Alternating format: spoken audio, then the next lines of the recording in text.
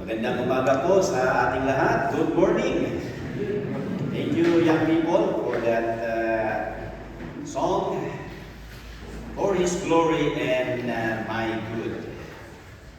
First of all, I would like to thank the church for sponsoring our fair and registration doon sa Biennial Conference.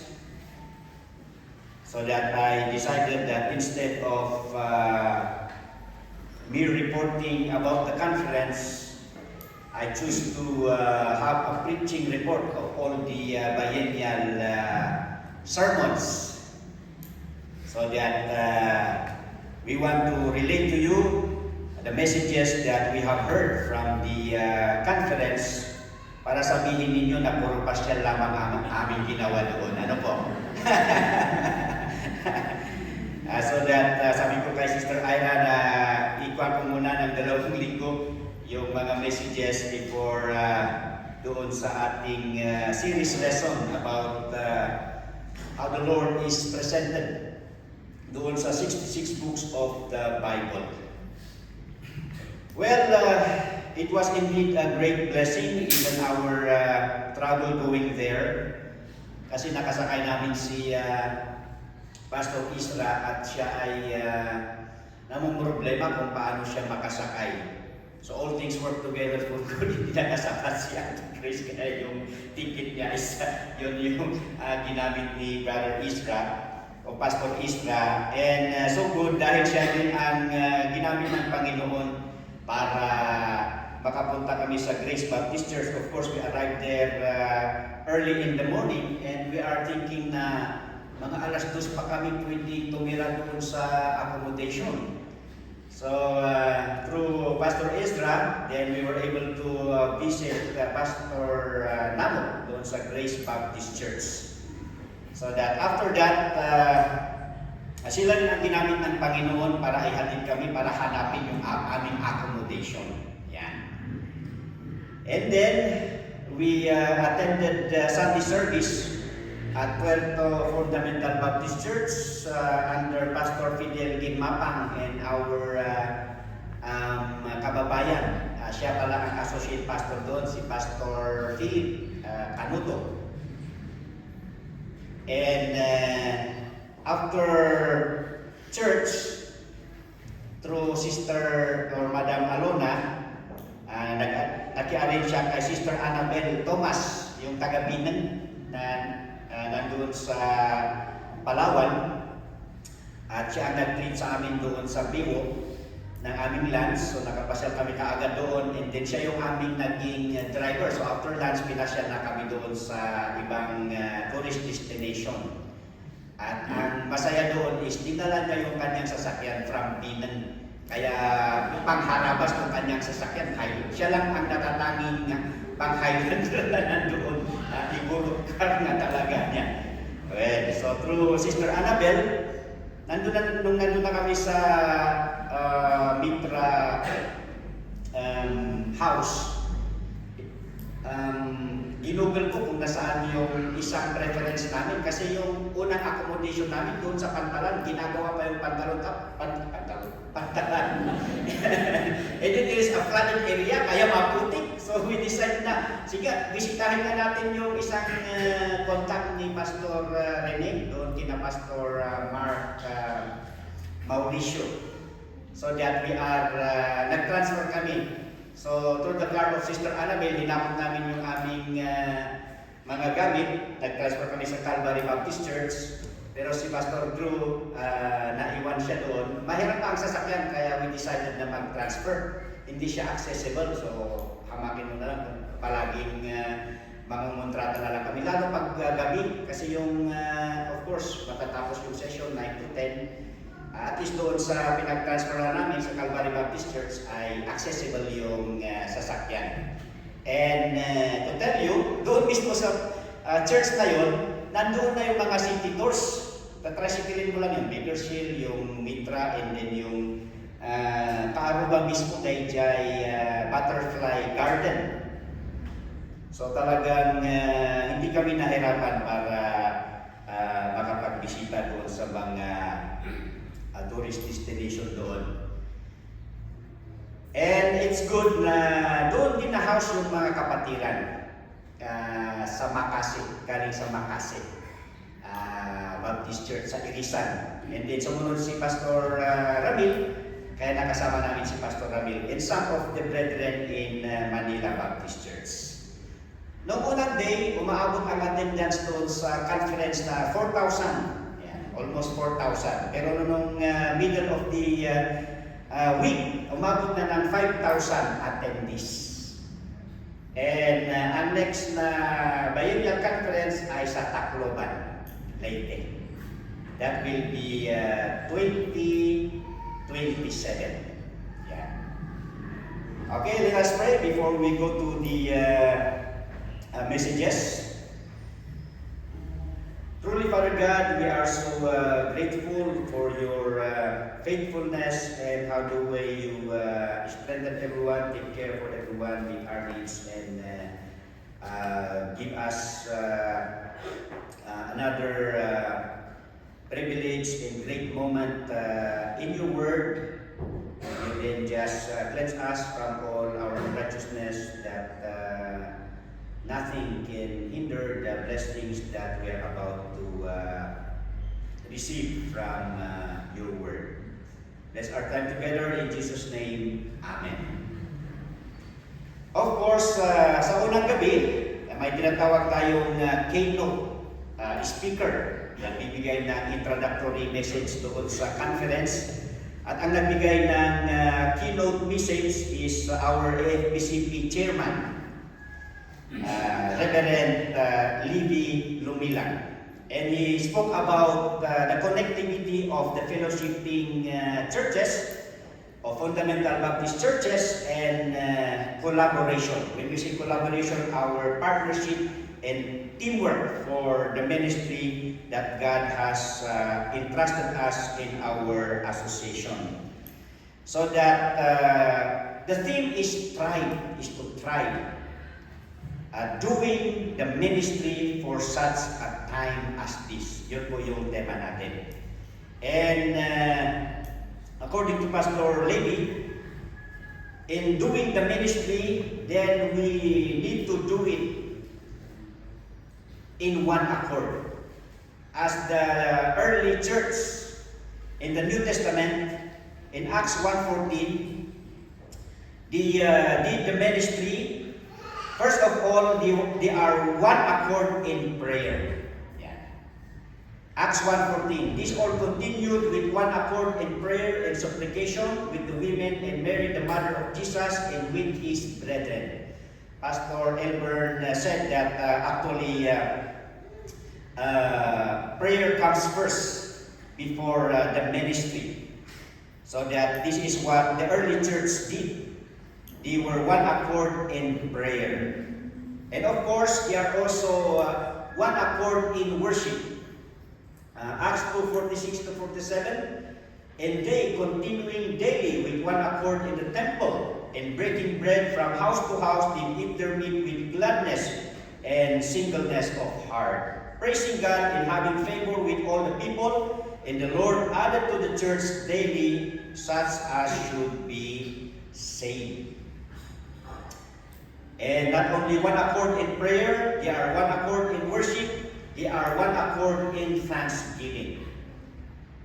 Acts 4:24, when they heard that, they lifted up their voice to God with one accord and said, Lord, thou art God and hast made heaven and earth and the sea and all that in them. And they were also one accord in decision making.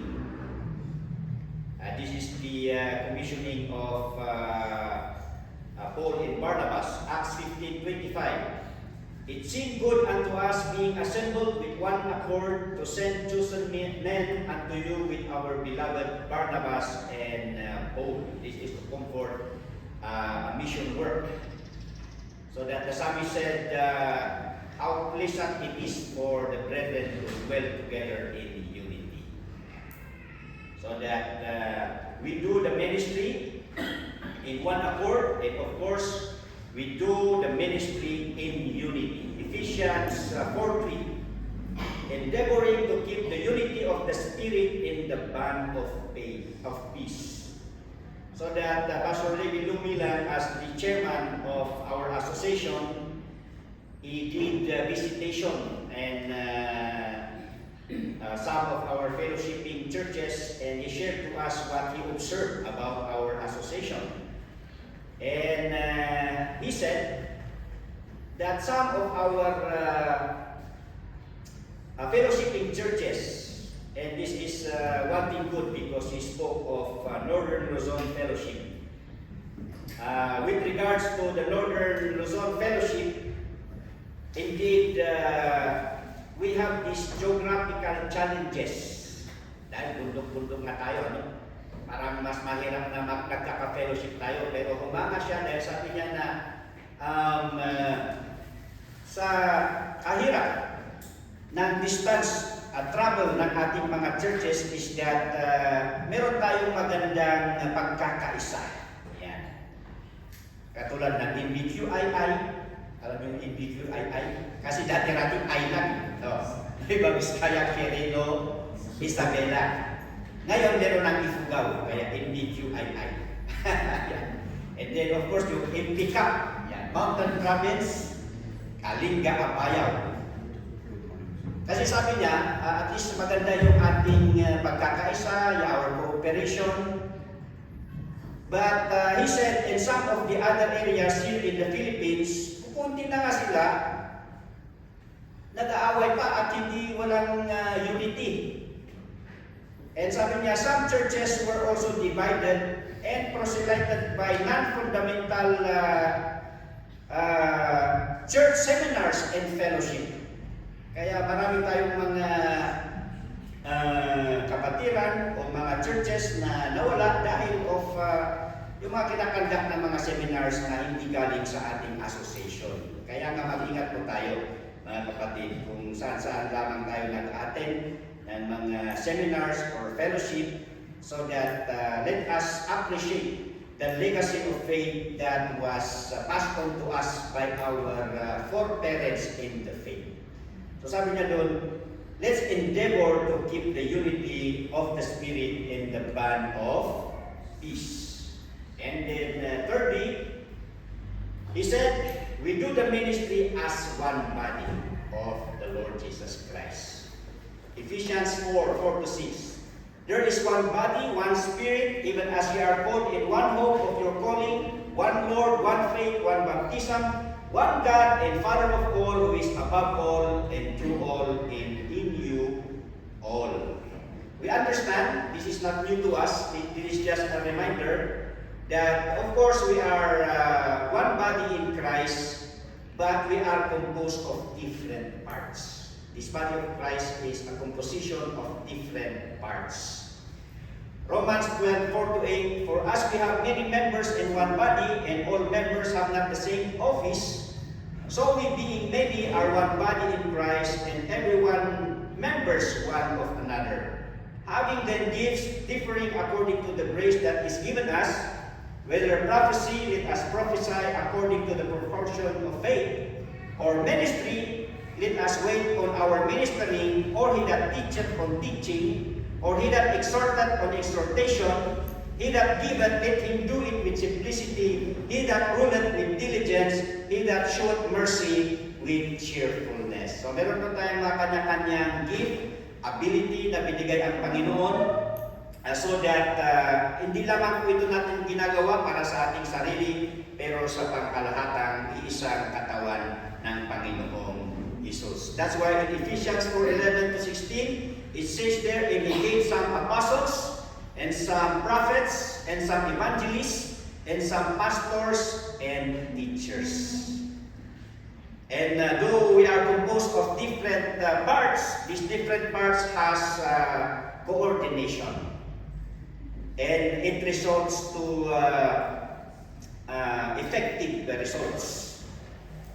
So that these different gifts, Ephesians 4:12-16, is intended for the perfecting of the saints, for the work of the ministry, for the edifying of the body of Christ, till we all come in the unity of faith and of the knowledge of the Son of God, unto a perfect man, unto the measure of the stature of the fullness of Christ, that we henceforth be no more children tossed to and fro, and carried about with every wind of doctrine by the sleight of man and cunning craftiness, whereby they lie in wait to deceive. And of course, this is what we expect. Aside from the coordination, but also the cooperation. Cooperation of every part.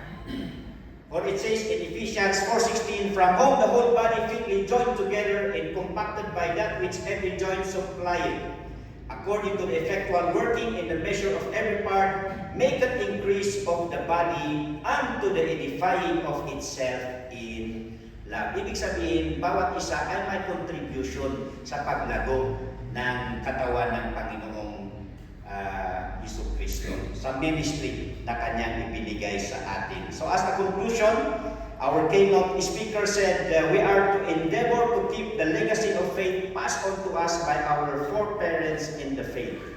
And secondly, he says, ministry is not effective by individual gifts or talents, but by our united abilities. Yan. Pag nagtutulungan tayo, kasi ang pag-serve naman sa Panginoon ay hindi individual, kundi as a group or as a church. Of course, our main speaker is Reverend Elbern Lantorilla. And he shared to us about the 6 ministries where all believers in churches are to thrive. What is thrive? Ano ang ibig sabihin ng thrive? So here are the meaning of the word thrive. It means to grow vigorously or to flourish. And second, to gain in wealth or possessions, or in other words, it means to prosper. Another meaning is to progress or realize a goal despite of circumstances. Ipanangipakan. And then to reach a desired level of accomplishment. Dahil tatikata sa the word nga thrive. And he said, the first ministry that churches or believers should thrive in their Christian life is the ministry of teaching.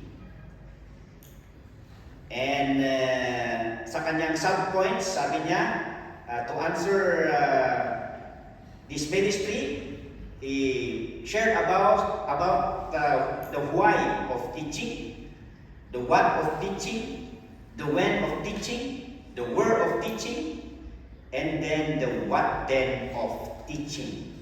Yeah. So una, the why of teaching. Why do we need the ministry of teaching, and why do we need to thrive in this ministry?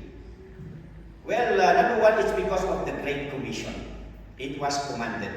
Go ye therefore and teach all nations, baptizing them in the name of the Father and of the Son and of the Holy Ghost, teaching them to observe all things whatsoever I have commanded you. So nandyan, dalawang beses na gamit yung word na teaching. And the speaker said, teaching is the bread of the church. Pag huminto ang pagtuturo ng salita ng Panginoon sa simbahan, of course, hindi na mabubuhay ang simbahan. Okay? And second reason, because of personal growth. 1 Peter 3:15, it says there, but sanctify the Lord in your hearts and be ready always to give an answer to every man that asketh you a reason of the hope that is in you with meekness and fear. Dapat bawat Kristiyano kailangan nilang lumago, matuto at malaman kung ano ang mga bagay patungkol sa Panginoong Hesus at sa kanyang salita. Para pag may magtanong patungkol sa salita, lalong nasa kaligtasan, of course, we know how to answer every man. Okay? That's the why of teaching. And what? Ano ang ituturo po natin sa ministry or sa simbahan? Of course, there is none other but the Lord Jesus Christ. Ang Panginoong Jesucristo po. So we're glad that we're done with our doctrinal study of the Lord Jesus Christ. That's why I want to shift with our series sermon of the Lord Jesus Christ from all the books of the Bible. Kasi akala ng iba, the Lord Jesus Christ can only be found in the book of Matthew, Mark, Luke, John. Marami pong mga Kristiyano hindi alam na si Kristo Jesus pala ay nasa lahat ng libro ng Biblia. So we teach the Lord Jesus Christ, 2 Peter 3:18, but grow in grace and in the knowledge of our Lord and Savior Jesus Christ. To Him be glory, both now and forever. In John chapter 6, verse 6 to 8, then Simon Peter answered him, Lord, to whom shall we go? Thou hast the words of eternal life.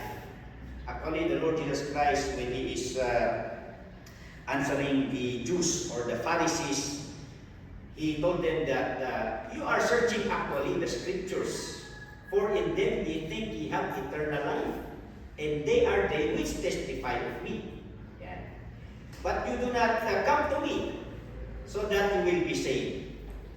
So Simon Peter said, whom shall we go? You have the words of eternal life. In Acts 28:30-31, and Paul dwelt 2 whole years in his own hired house, this is in Rome, and received all that came in unto him, preaching the kingdom of God and teaching those things which concern the Lord Jesus Christ, with all confidence, no man forbidding him. Yeah. So that's the what of teaching. And the when of teaching, well, it says there daily. Acts 5:42. And daily in the temple, in every house, they cease not to teach and preach Jesus Christ. Paano yan? Araw-araw. Hindi naman tayo araw-araw nandito sa church, ano?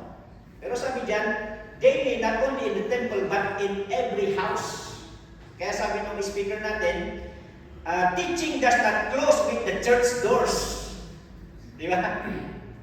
Yung pagtuturo, yung pag-aaral ng salita ng Panginoon ay hindi lamang hanggang sa simbahan lamang.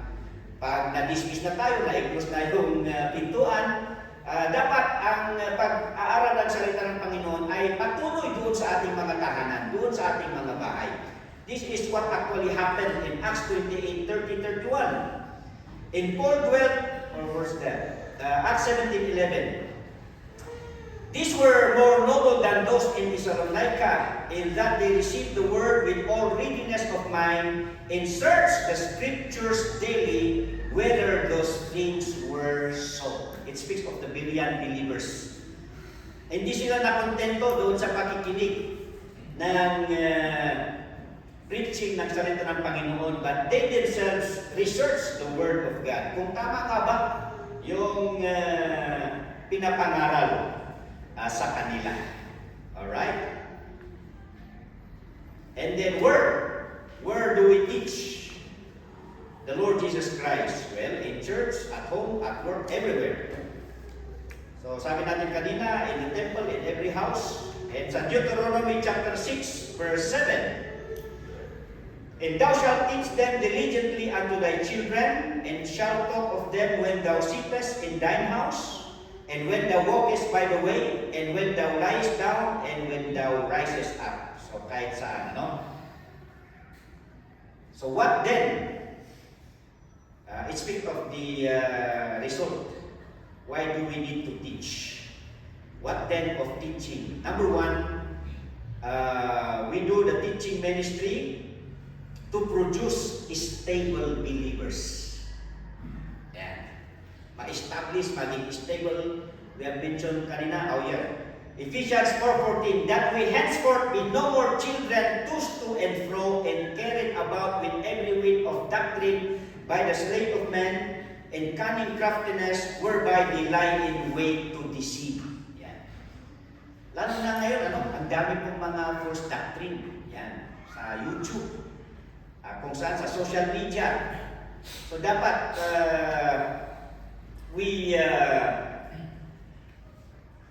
dwell or we concentrate, we focus on teaching para hindi madaling madisip ang mga kapatiran. That's why we need to teach. And secondly, to produce saintly believers. Akala ko ba santo na ang mga believers, no? But kailangan pa nilang maging saintly. Well, in our position in Christ, we are sanctified, we are justified, so that God no longer sees us sinners, but God sees us as righteous, as holy. That is our standing in the Lord Jesus Christ. But the problem in our practical Christian life, God has given us a leeway, a chance for us to work out our salvation. Yan. Hindi naman yung work out para ikaw ay maligtas. We have mentioned in our Bible study that the word work out, bakit ba nag-work out ang athlete o yung mga bodybuilders? Nag-work out ba sila para magkaroon sila ng muscle? Hindi. Meron na silang muscle. Nag-workout lang sila para lalaki yung muscle nila, para maging obvious. So yun ang ibig sabihin ng work out your salvation. Nasa inyo na yung kaligtasan, but you make a way para maging obvious yung kaligtasan na nasa inyo. Okay? So, Ephesians 4:17-19, this I say therefore and testify in the Lord that ye henceforth walk not as other Gentiles walk. Dapat mayroong pagbabago.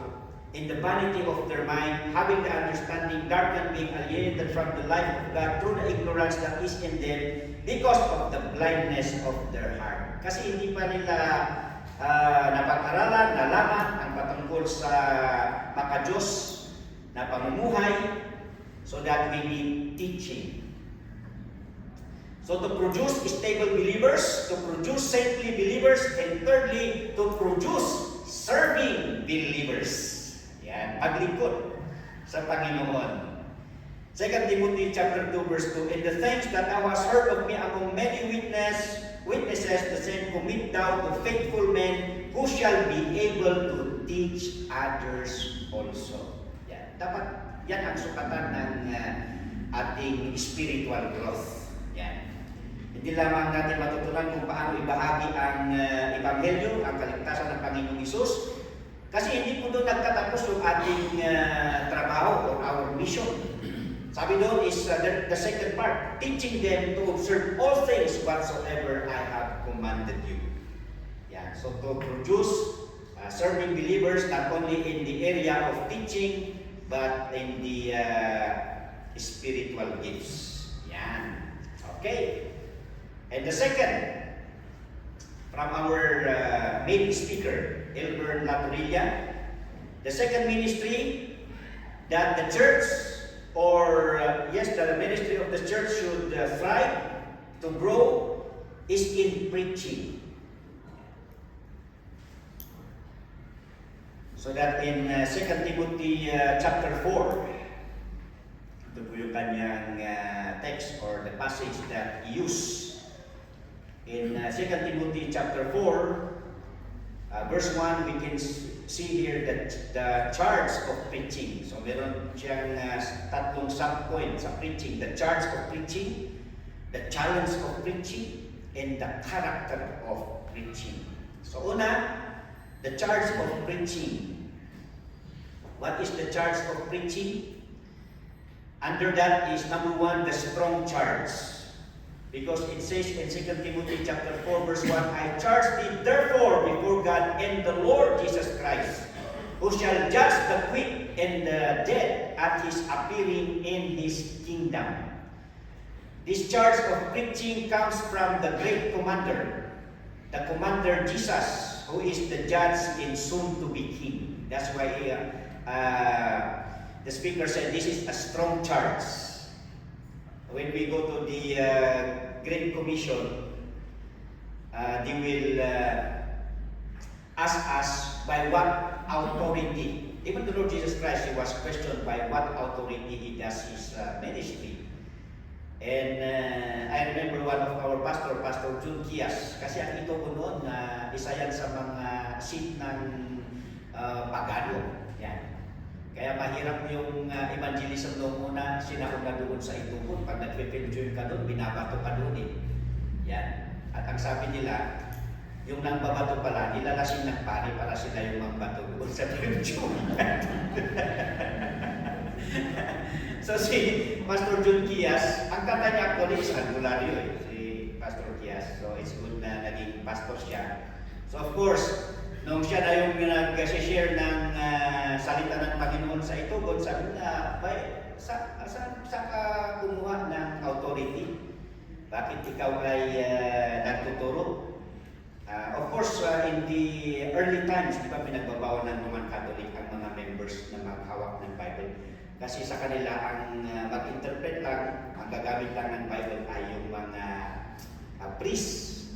Pero there was a turn of history nung nakikita na nila na marami ng mga lumalabas ng mga church members ng Roman Catholic dahil ang mga tao gusto nila mag-aral ng Bible, saka lamang nila ibinukas na pwede na sa kanilang mga membro. Kasi pag they will continue prohibiting the Bible, na talagang makikita mo yung pag-alis ng mga member nila.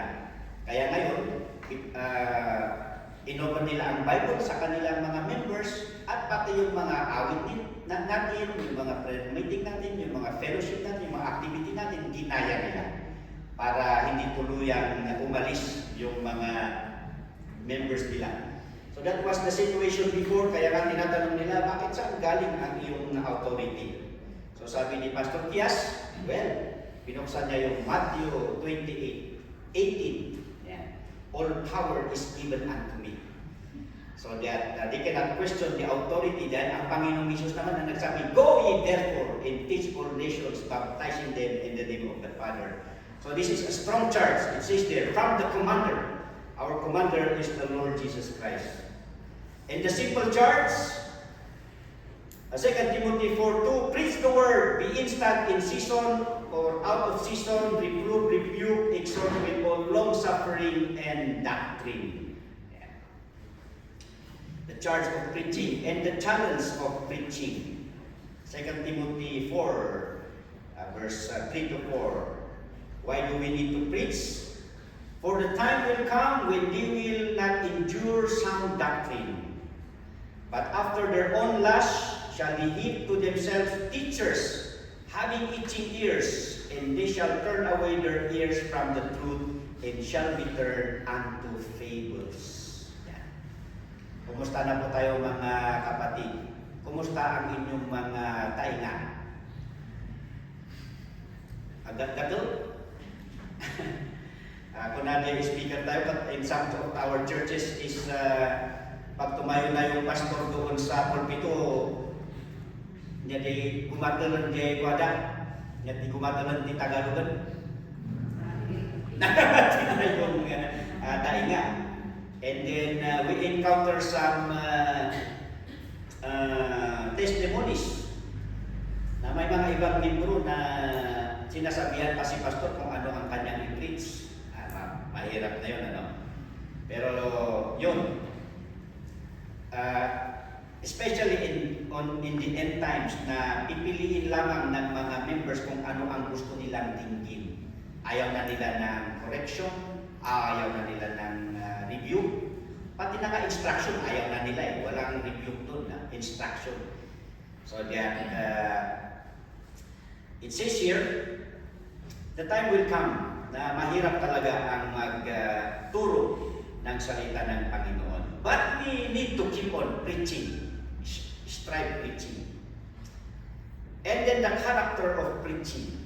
2 Timothy 4:5. But watch thou in all things, yun, endure afflictions, do the work of an evangelist, make full proof of thy ministry. Yes.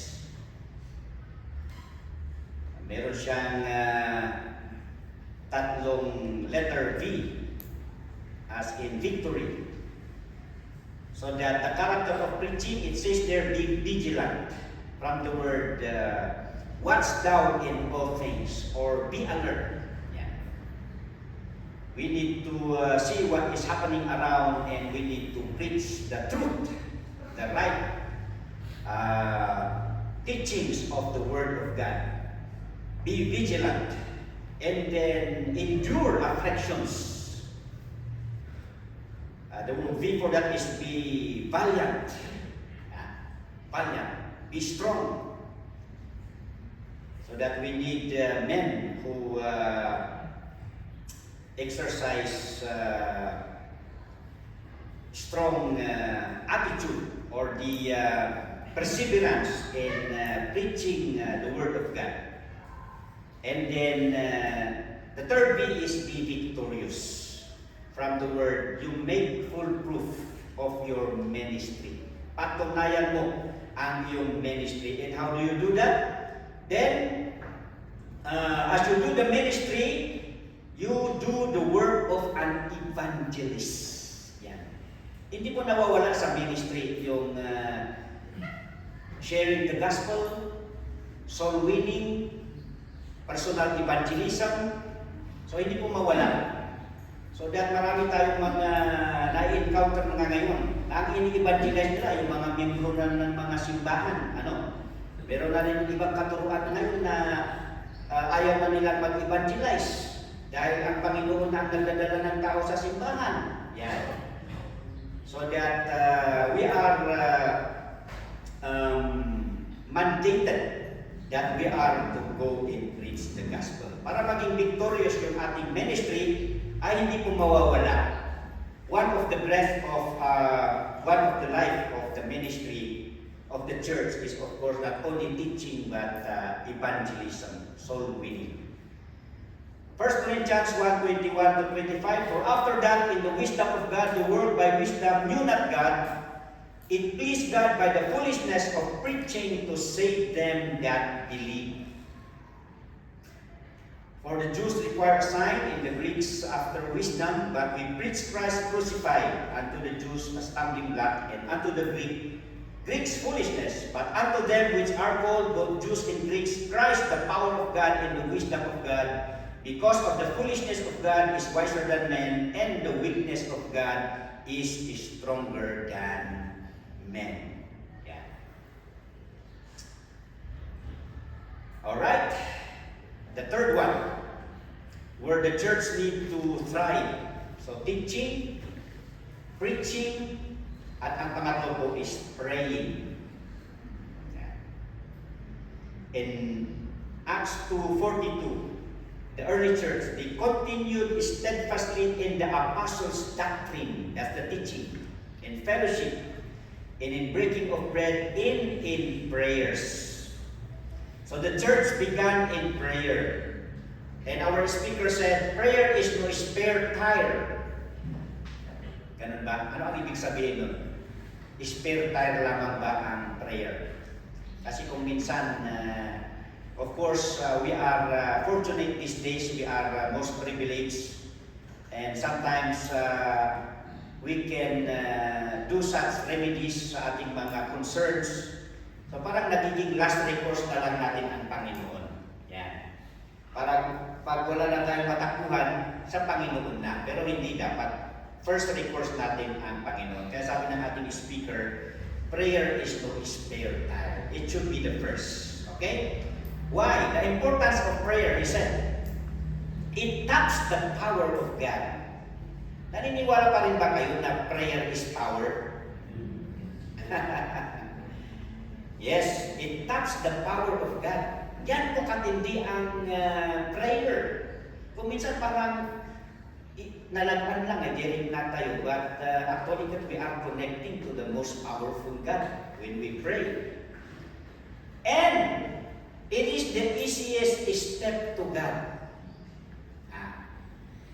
Jeremiah 33:3. Call unto me, and I will answer thee, and show thee great and mighty things which thou knowest not. Walang kahirap-hirap. Yan ang kagandahan sa Panginoong Hesus. Nung siya ay muling nabuhay, He is now acting as our high priest. Kaya ngayon, hindi na natin kailangan ang pari para mag-intercede for us. Hindi na natin kailangan magdala ng animal para mag-ritual muna tayo, and then the priest would pray for us, and then we wait for the answer of God through the priest. Ganun kahirap noon ang mag-pray. Pero ngayon, ang dali na lang, no? So easy. We just come before Him. The easiest step to God. And thirdly, it reaches others. It reaches others. Because of the ministry of intercession. Noon, hindi ka pwedeng ipagprehan ang sinuman. Dahil ang tanging gumagawa lang ng prayer ay yung mga pari, yung mga priest. Yan. Pero ngayon, dahil sa Panginoong Hesus, is that ginawa tayo ng kanyang mga priest so that we can not only pray for ourselves, but we can pray for others. We are given the extension of that ministry. We reach others through our prayers.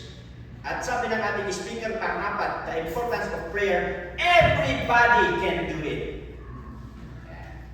Everybody can do it. Kaya nga yung ibang mga great preachers is that they organize prayer warriors when they do preaching. Di ba? The Prince of Preachers, si Charles Haddon Spurgeon, he acknowledged that the power of his preaching ministry is under the pulpit is a room where women gather there praying while Spurgeon is preaching. The ministry of prayer, mga kapatid. 1 Timothy chapter 2, verse 1 to 3. I exhort, therefore, that first of all supplications, prayers, intercessions, and giving of thanks be made for all men. Dito natawa yung speaker natin. Ang talagang inatasan pag-pray dito, mga lalaki, mga kapatid. Pero sino ang mas malakas mag-pray? Mga kalalakihan ba o mga kababaihan? In many of our churches, ang talagang pinakamaraming nagpipray, mga babae. Halos wala talagang lalaki. Even me, in my experience, nasa roaming around the churches, natatani ang buyagan na men ang mga nagpipray. Sa lahat ng churches, when you go around, sabi ko, sa buyagan na, kahit si Mrs. na-observahan na yan. Nandito sa last Wednesday, natawa kami dahil chinik namin yung nasend na pictures, So that's it. Ilan lang yung, siyempre, youth camp. Tapos kami nasa conference, and then yung picture nila, kundi lang sila, mga men talaga ang nag-pray. At alam niyo, hindi lang kape ang kanilang merienda, pizza pa. Madaya kayo kung kayo lang nag-pray. Ang sarap-sarap ng inyong snack and food. No? Okay. But it says there, men, we are leaders, leaders. Kahit sa ating mga houses, sa family natin, you remember Job? He acts as the priest of the family. So that kung sino dapat ang manguna sa panalangin is mga men. Okay? So the extent of prayers, it says there, for all men, for kings, and all that are in authority. Lahat ng tao, walang exempted. Even our local officials, we pray for our local officials. And as we pray for all men, we consider 4 things in praying for all men. Una, that we pray for them is supplication, that the Lord will provide for their needs. Supplication is for the needs. And then prayers. Okay? Ang idea po ng prayers dito is about our reverence and adoration. Okay? So that when we pray, we do not forget to... So, prayer in itself is worship. Kaya nga doon sa simple, doon sa mga baguhan ng Kristiyano, ina-outline nila kung paano ba ang mag-pray. So, yung acronym is ACTS, di ba? ACTS. A is adoration. And then C is confession, T is thanksgiving, and then S is supplication. So dito, the prayers has to do with when we pray, not only we pray for the needs of others, our needs, but we worship the Lord in our prayer. That's the meaning. Okay? Because our speaker said, God is not just a man upstairs. Kasi kung minsan ang iba, akala nila is nandun lang ang Panginoon na parang receptionist. Ayan. So, accommodate our needs, but we have learned about His deity so that we worship Him even in our prayers. And then intercession. Intercession is on behalf of others. And then of course, when we say thanksgiving, we appreciate God. It is the appreciation of the greatness of God and of course the goodness of God. And the effect of prayers. In our passage, doon sa 1 Timothy chapter 2, the effect of our prayers, number 1, it leads to a peaceful life and godliness. Yeah. 1 Timothy chapter 2 verse 2, that we may lead a quiet and peaceable life in all godliness and honesty. Okay. Okay, so that is, it leads to a peaceable life in godliness. We know that God is still in control of everything and He just can intervene on situations. And another effect of prayer, of course, it pleases the Lord. Nalululhatin natin ang Panginoon. Dahil sabi dyan sa verse 3, for this is good and acceptable in the sight of God, our Savior, who will have all men to be saved and to come unto the knowledge of the truth. For there is one God and one mediator between God and men, the man Christ Jesus, who gave Himself a ransom for all, to be testified in due time. Ito po yung kalooban ng Panginoon, na ang bawat tao ay maligtas. So it pleases Him when we pray. And of course, it leads to the salvation of others. Verse 4, who will have all men to be saved and to come unto the knowledge of the truth. And the mediator. 1 Timothy 2:5-6, for there is one God, we have learned about the present office of the Lord Jesus Christ. He acts as our great high priest. And the office or the work of the high priest is that the ministry of intercession as mediator, and he is our advocate, our defense lawyer. As a defense lawyer, then we are assured of our prayers. And lastly, the posture of prayer. Ano ba ang gusto ninyong postura pag kayo ay nanalangin? Sa ating fundamental, hindi tayo gaano sa posture, Yan. May mga ibang grupo na lumuluhod sila. Yan. Not only yung lumuhod, yung prostrate. Yung bow, yung forehead. Okay, that is prostration. Bowing, kneeling, prostration. Yan, gano'n. So of course, sa atin, hindi importante yung posture ng ating panalangin. Importante yung postura ng ating puso. Pero hindi naman siguro masama din na we express in our posture, our way of reverence to the Lord. Dito sa ating text, ano ang nagamit dyan? 1 Timothy 2:8, I will therefore that men pray everywhere, lifting up holy hands, without wrath and doubting. So si Paul telling Timothy, teaching Timothy to tell the people that when they pray, they lift up their hands. Yeah. But it should be holy, without wrath and doubting. So ang implication po niyan is when we pray, as we have said a while ago, it's not the posture that is important, but a clean heart. Okay? We have a clean heart. That's the meaning of the lifting up holy hands. Malinis yung ating puso. Kaya nga sabi ni Jesus Christ, before ka nga mag-pray, at meron kang na-offend o nakaaway, you go first and settle forgiveness to both of you, and then you come to pray. Because when we pray, God desires a clean heart. Not only a clean heart, but secondly, a clear conscience. Okay? Yung ibig sabihin niya na without wrath and doubting.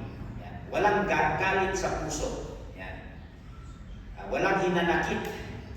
So that when we pray, what is more important is a clean heart and a clear conscience. Pero wala din naman pong nagbabawal. Usually sa ating bedroom, no? Sa amin sa seminary, we are taught that when we pray, we kneel down, we prostrate doon sa aming kama, we pray, or we can sit down and we pray. But the most important thing here is our clear conscience and clean heart. Yeah. So, tatapusin ko na lang sa next Sunday kasi marami na, baka mas marami ba, wala mag-confuse pa kayo, wala ba i-register sa inyo.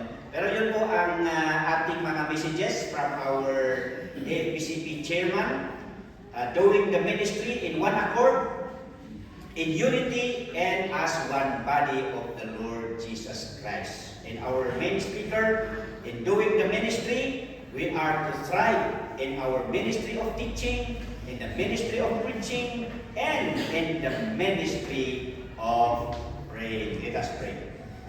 Thank you, Father God, for your servants whom you have used in the respective ministries, and we have the great privilege to hear your word from them.